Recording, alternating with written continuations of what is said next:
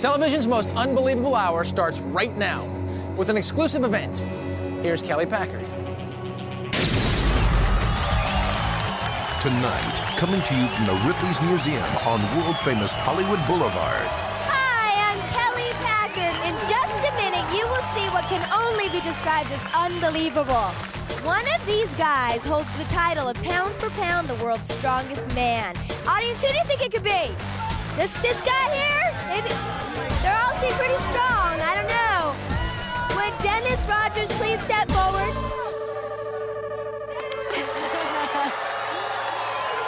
All right, hi, Dennis. Now, you're what, about 5'9"? Yeah, 169. Okay, well, you don't look like a strong man, I gotta say. So, can you prove to me how strong? Is there something you can do? Yeah, I have a frying pan here. I thought what I'd do for you is roll it into like a burrito or something. Oh, okay, I gotta see this. Wipe it off, it's a little damp out here. Okay. Okay, you ready?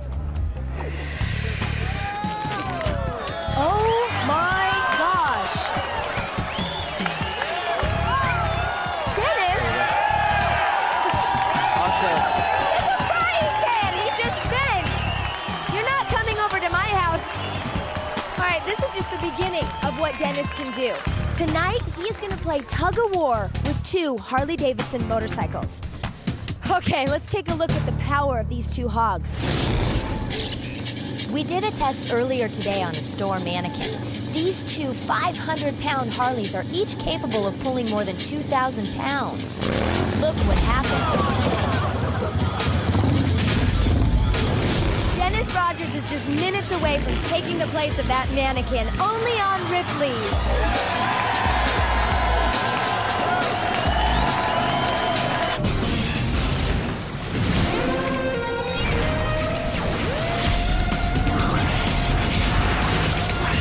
Tonight on Ripley's. Fearless diver Manny Puig is so obsessed with sharks, he's about to risk getting ripped apart like a rag doll.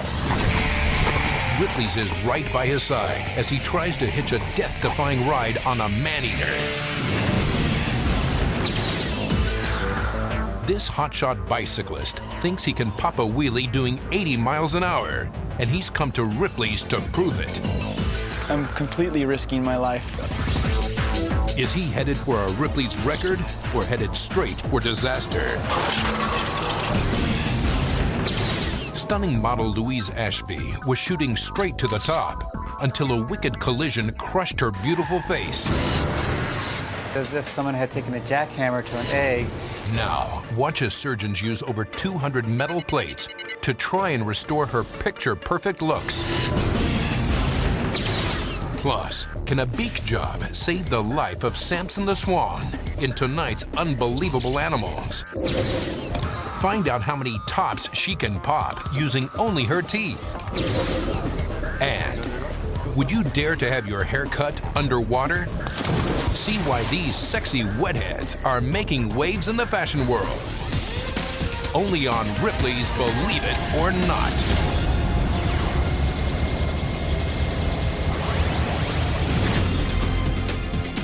Welcome to Ripley's. Let's go back out to Hollywood, where once again Kelly Packard has stopped traffic. Thanks, Dean. I am here with Dennis Rogers, who is going to play tug-of-war with 2 motorcycles for an arm-numbing 30 seconds.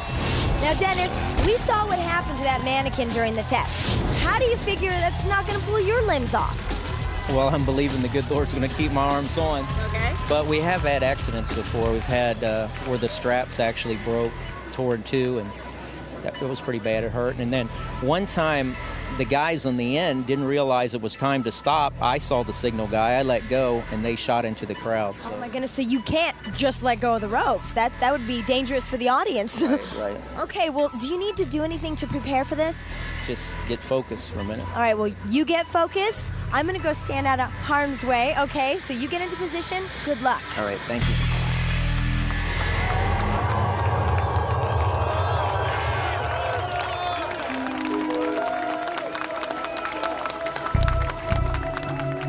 Okay, we have set the clock for 30 seconds. Dennis is ready. The drivers are in place. Are you ready? Okay, gentlemen, 3, 2, 1, go!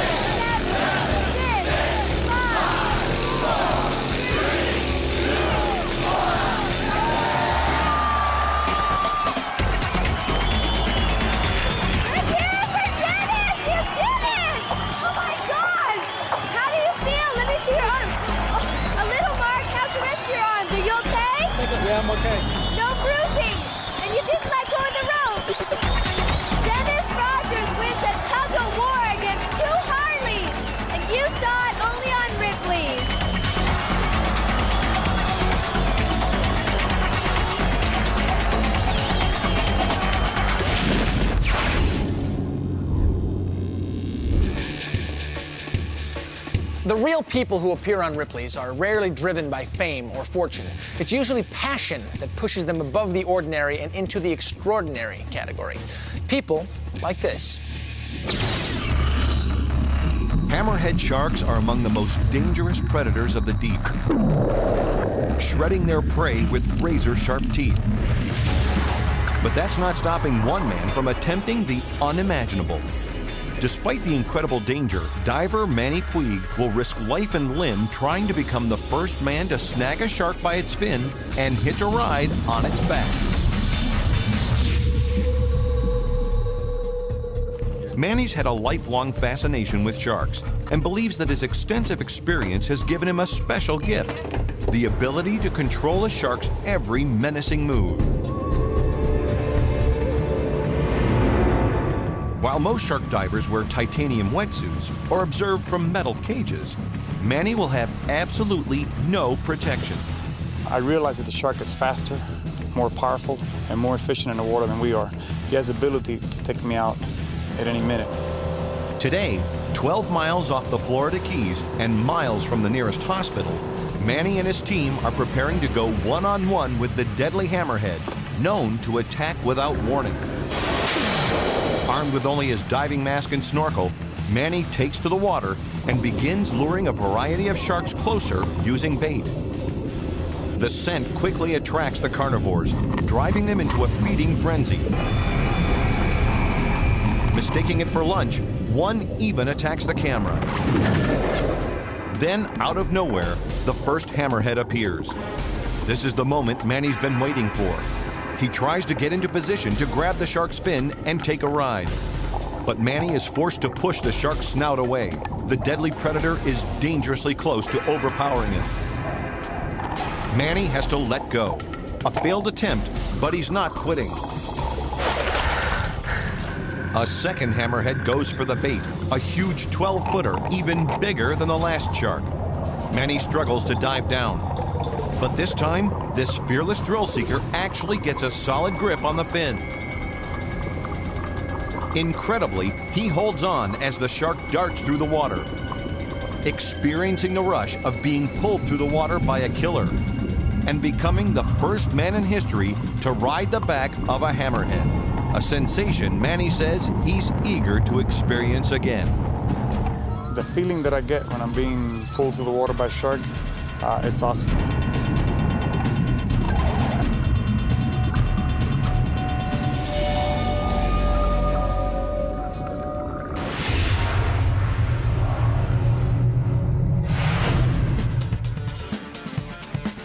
You ever pop a wheelie on your bicycle?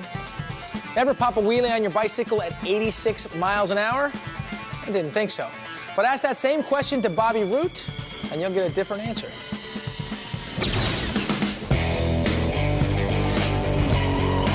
Bobby Root is a daredevil bike rider who just can't get enough speed. But today he'll have his hands full on this desert road in Palmdale, California. It's the setting for Bobby's latest high-speed, high-risk challenge.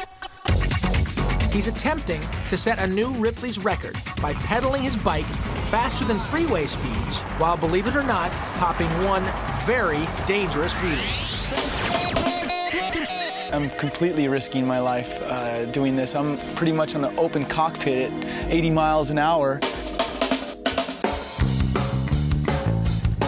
Since he was just a kid, Bobby has been obsessed with bicycles. Mountain biking, competitive racing, trick riding, Bobby does it all.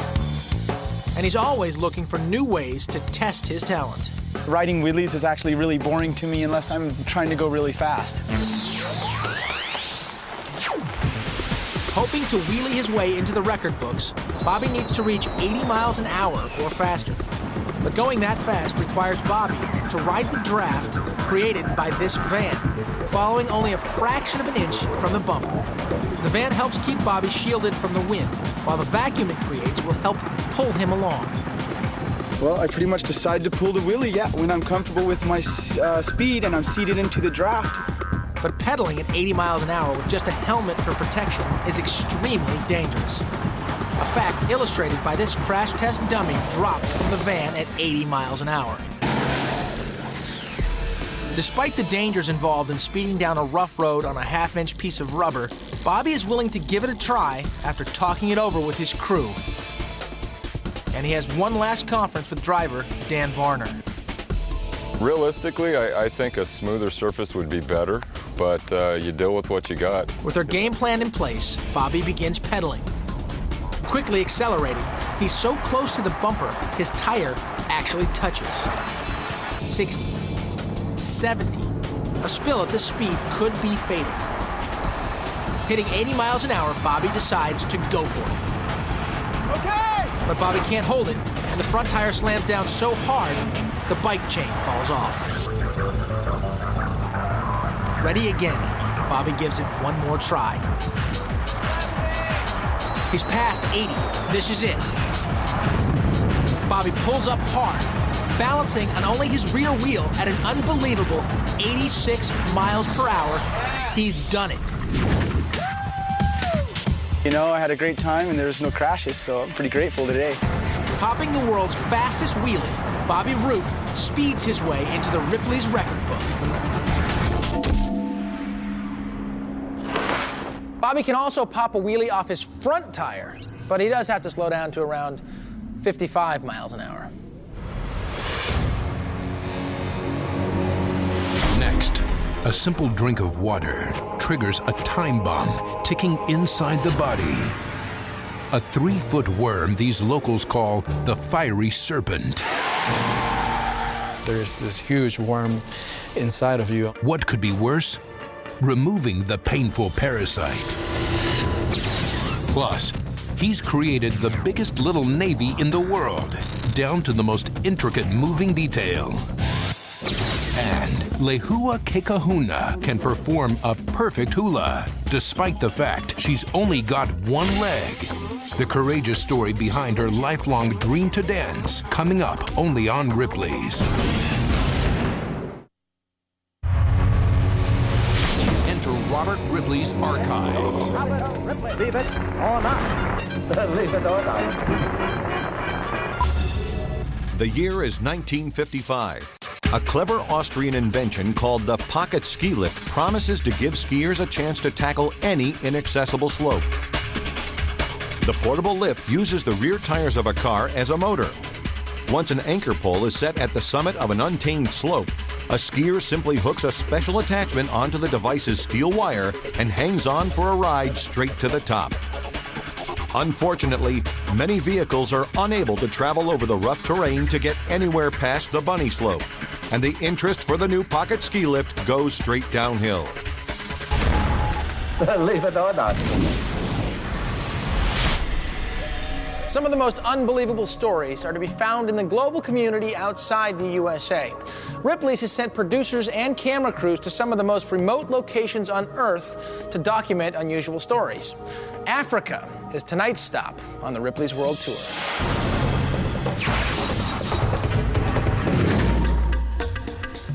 For hundreds of cultures, still untouched by technology, daily life means living off the land as they have for ages. But sometimes, just getting a simple drink of water can lead to unimaginable agony. That's because accidentally ingesting this tiny parasite can eventually cause it to grow inside the human body up to 3 feet long. And believe it or not, the only way to remove it is to pull it out inch by excruciating inch. This African villager is waiting for treatment, an unfortunate victim of an almost extinct parasite, the guinea worm, commonly known as the fiery serpent. The worm gets its name from the painful burning sensation the victim experiences. Water is poured on the wound to cool it. Ironically, it's often from the same stagnant ponds and polluted rivers that caused the condition in the first place. The larvae actually live in the water. When an unsuspecting victim drinks, the larvae attach themselves to the intestines. There they live off nutrients and start growing. It's the beginning of a ticking time bomb that often takes a long time to explode. The incredible thing is that they live in you for about a year, and your immune system doesn't recognize that there is this huge worm inside of you.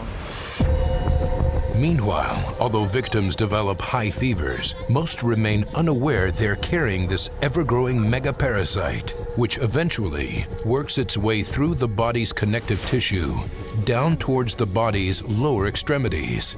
Then, out of nowhere, the worm's head pops through the skin, never failing to shock villagers who believe they're cursed. The only way to remove the thread-like worms is to wait until they appear. Then the tip of the worm is carefully wrapped around a matchstick, and the painful process begins. But the removal is so torturous, it can only be done bit by bit. And unbelievably, there are documented cases of a single person having as many as 60 worms. Though the worms themselves may not kill, the infections they cause can. Luckily, this young villager is treated successfully, expected to fully recover. And while medical crusaders like those at the Carter Center continue to use education and special water filters in the fight to eradicate the fiery serpent, the threat of the guinea worm is still very much alive, and maybe only a drink of water away.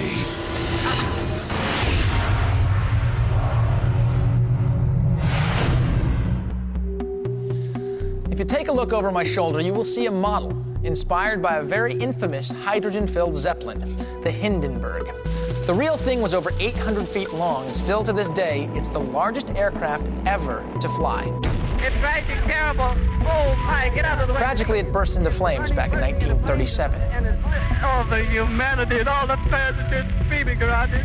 This model could catch fire almost as easily because it's constructed entirely from matchsticks. Philip Warren had a similar idea. Philip Warren of Dorset, England, has a passion for the Navy. But this Brit has never served in the armed forces. Believe it or not, Philip has spent his whole life building a highly detailed and meticulously engineered fleet of ships using only matchsticks.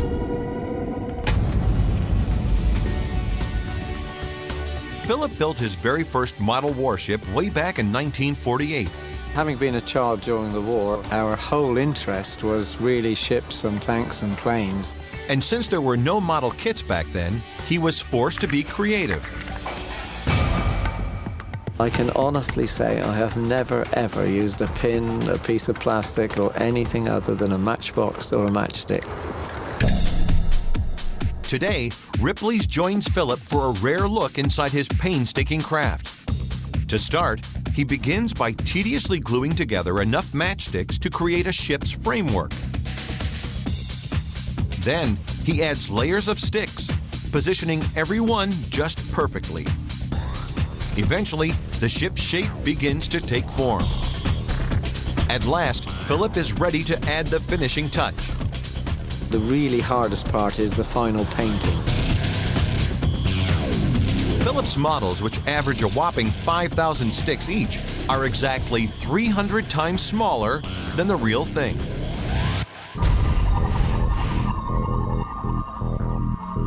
From rotating helicopter blades to adjustable wings, the detail is stunning. Philip's ships are even engineered to float. So just how much dough do you have to sink to take home one of his ships? Don't bother asking, because none of his creations are for sale. I do it because I love model making. The joy of making something with your own hands is something one can't really explain.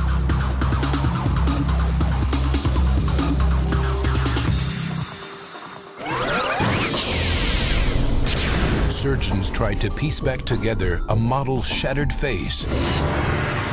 Can they restore her identity using only photographs and 200 titanium plates? Plus, the history-making attempt to save this swan with a broken beak. Also, has the human bottle opener bitten off more than she can chew? And a beauty salon you actually have to swim to. We'll show you how one stylist is about to give 7 beautiful women a truly hair-raising underwater experience.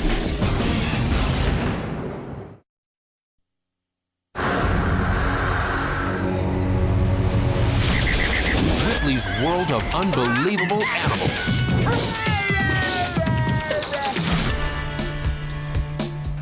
Swans. They are birds of grace, beauty, and elegance.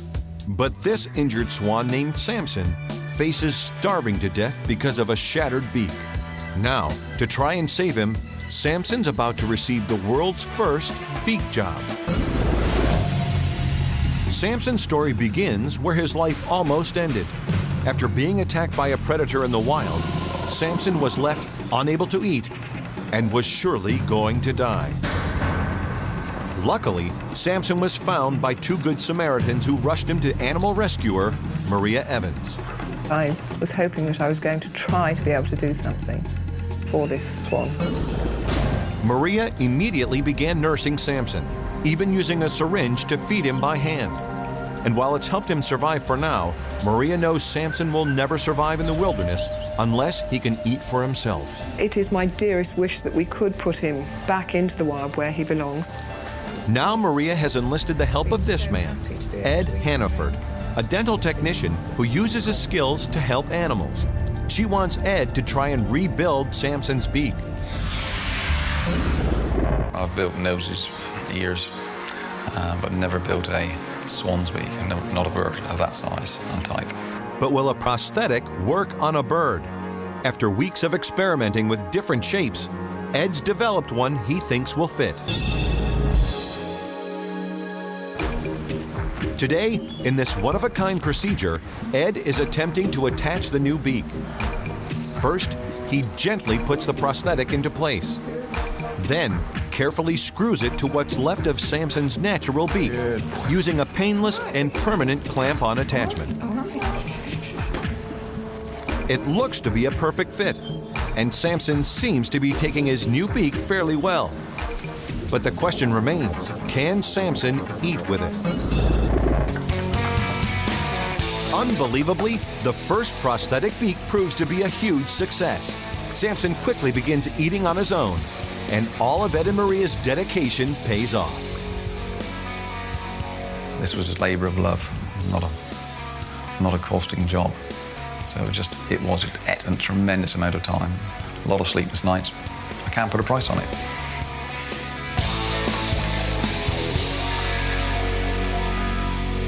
Ripley's unbelievable animals.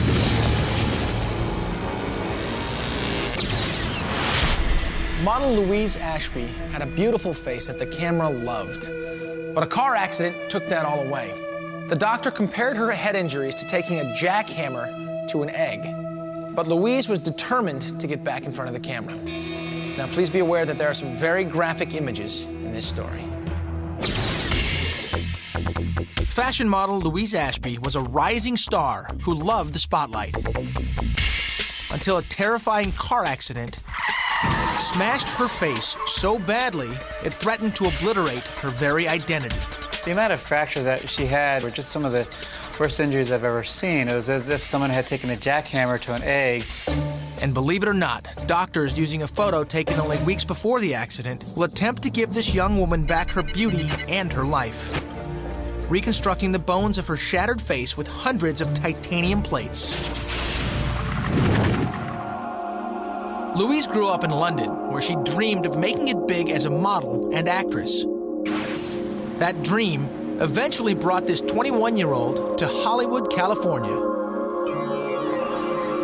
But her dreams were about to come to a crashing halt.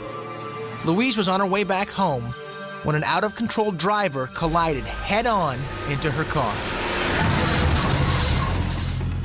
The impact smashed Louise's face into pieces, hemorrhaging her brain. She was immediately rushed to the hospital.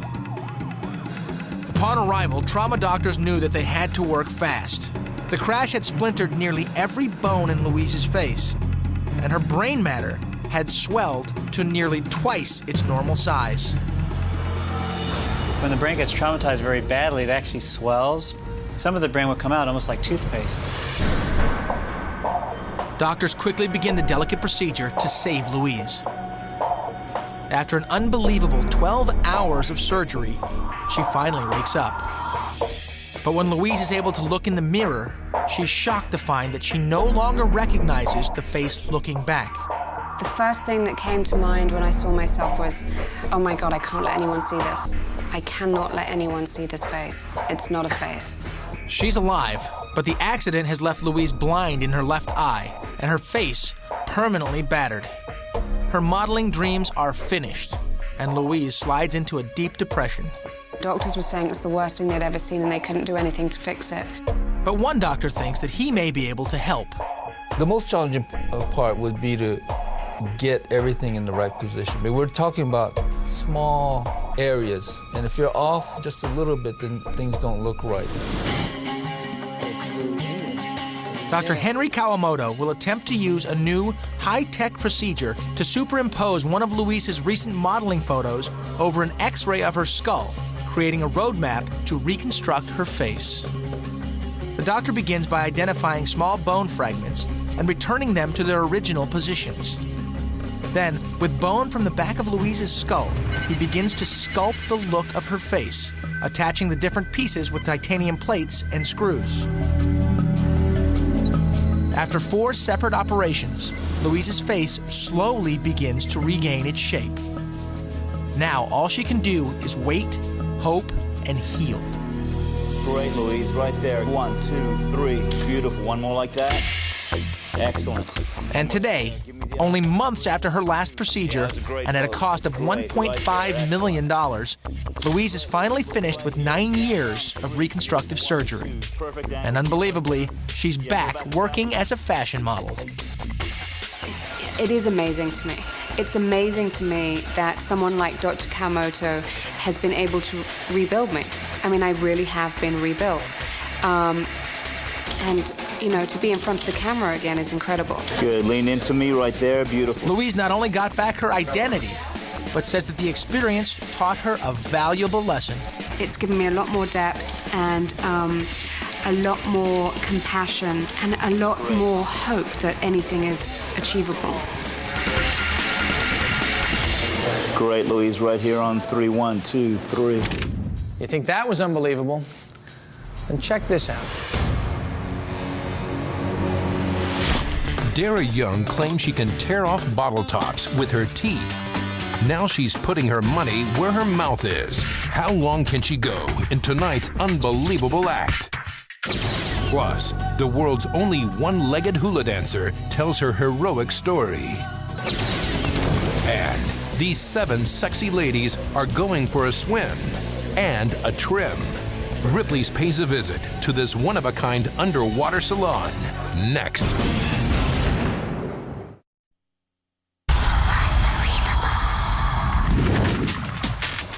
Most people use one of these to open a bottle, but not 21-year-old Dara Young.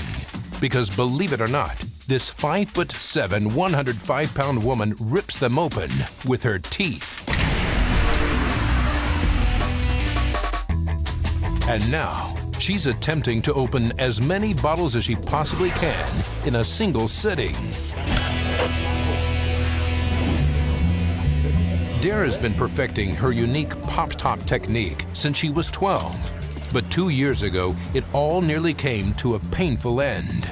I chipped a tooth, my back right tooth, and I haven't done it since then. So we'll cover your face. And while other people enjoy watching Dara do her thing, her dentist warns that opening bottles should never be attempted by mouth.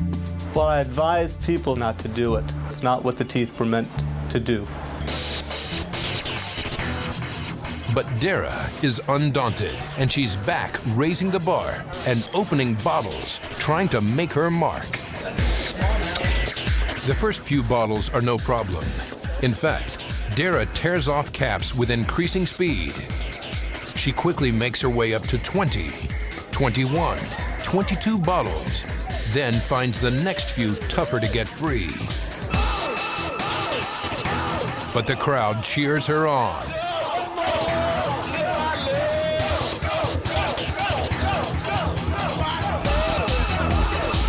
Dara ignores the ache in her jaw, and unbelievably, she hits 48, 49, 50.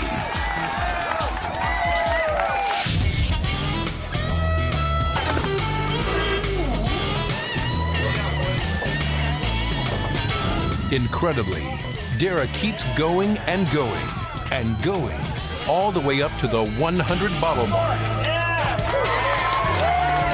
Now that's an unbelievable act to smile about.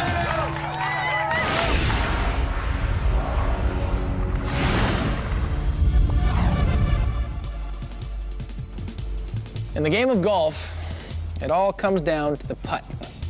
And it helps to have a good club. The makers of this unique putter decided to forego some man-made polymer to reinforce the shaft. This putter is actually a bull's putter. The reproductive organ is cleaned, cured, and twisted as a way to keep the club stiff. I better just shut up now while you watch this.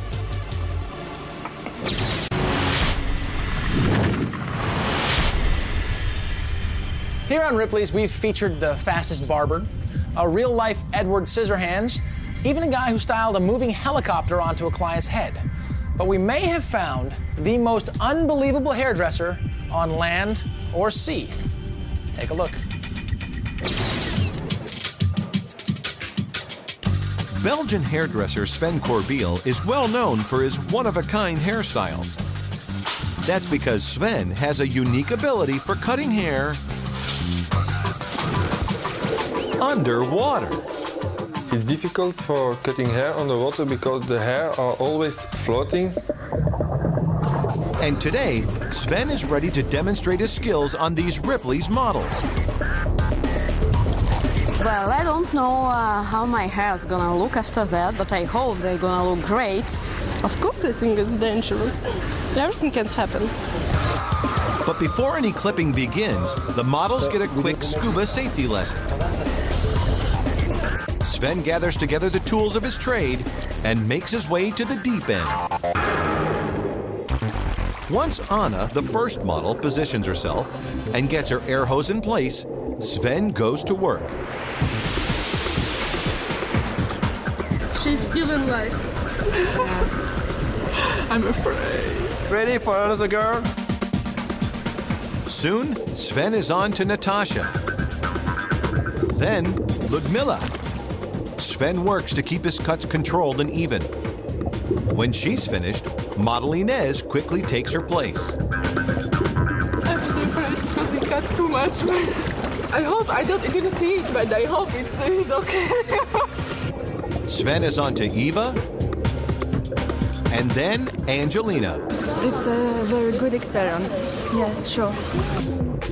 Then Sven takes his scissors to the hair of the last brave model, Sonia. A few snips here and there, and Sven is finished. And his models can't help but be relieved. I feel very well. I was scared to begin, but it was really easy. It was a very nice experience. Before and after shots of the models reveal just how well Sven's underwater cuts hold up on dry land. And although Sven does the majority of his cutting above water, his unique underwater touch has become the latest hip trend in hairstyling among the fashion-forward crowd. And it's not cheap at $200 a head, plus equipment rental. Still, Sven believes working underwater has its definite benefits.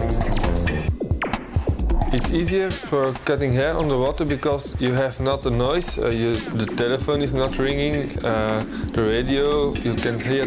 You can concentrate you on the hair.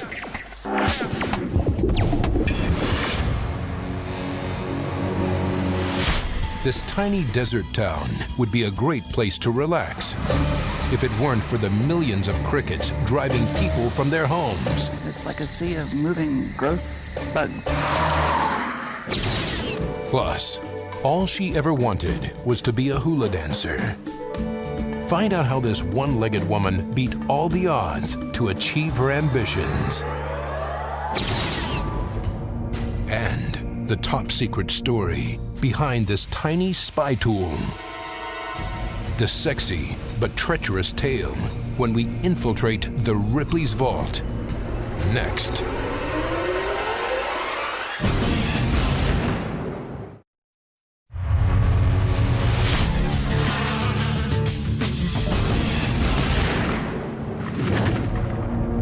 Red Rock, Nevada, a pretty laid-back place, but every year that serenity is shattered by an invasion of millions of creeping, crawling crickets. It looked like the trees were crawling.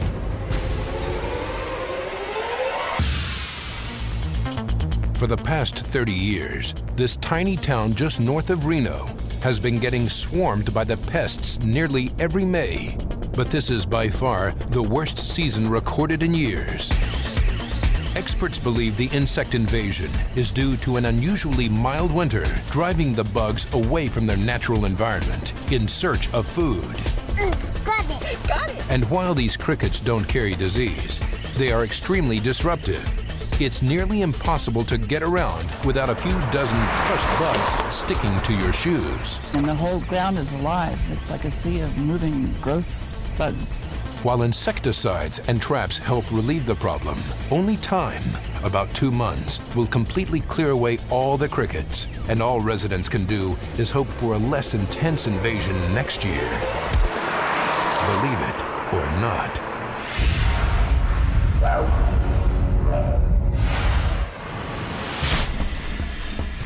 There's a real art and technique to hula dancing. Because balance is so crucial, it's not an activity that you can perform on one leg. Or so it was believed, until now.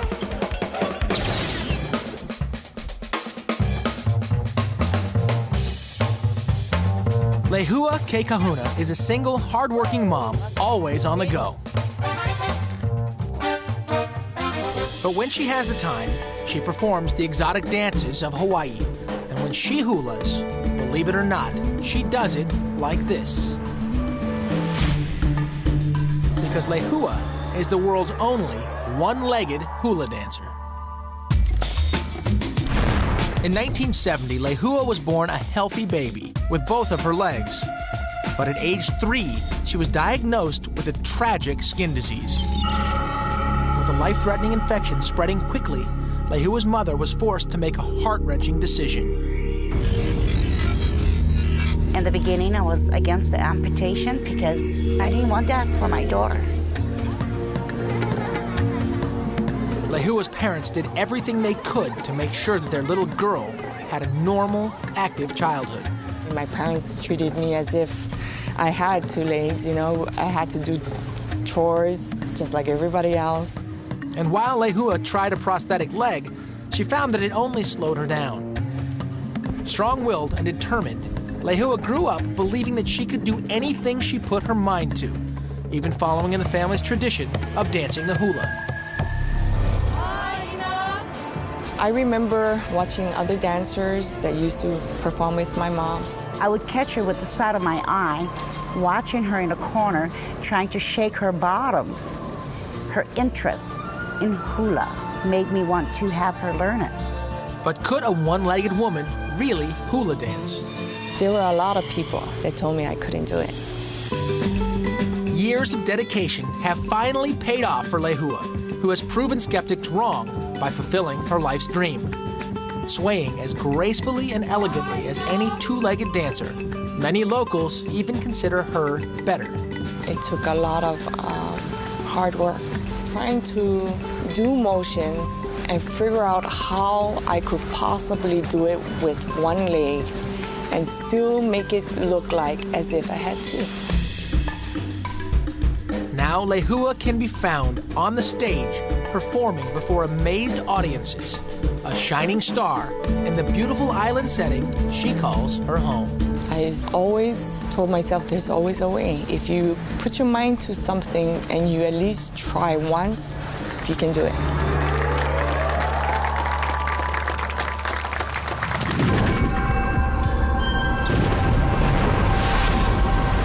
Here in the Ripley's vault, every preserved artifact has a hidden past.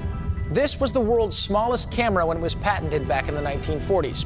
It was designed in Japan as the essential accessory for those in the intelligence gathering business looking to photograph top-secret documents, or at least get blackmail material on the men who guarded them. Some of the best spies during wartime were women. These femme fatales had a knack for planting honey traps for foreign diplomats. This tiny camera was concealed in a satin holster sewn into a lace garter, thus avoiding detection even in the most compromising of situations. Unbelievable? Believe it.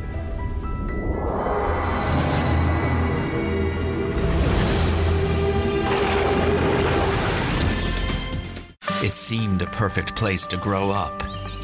But behind closed doors lived evils so unspeakable, no one dared cry for help. Modern Family's Nolan Gould. Go, you're hurting me! Ah! In the Chiller original film. Help me! You shouldn't play where you're not invited. Gould. World television premiere Friday at 9. Only on Chiller. Scary good.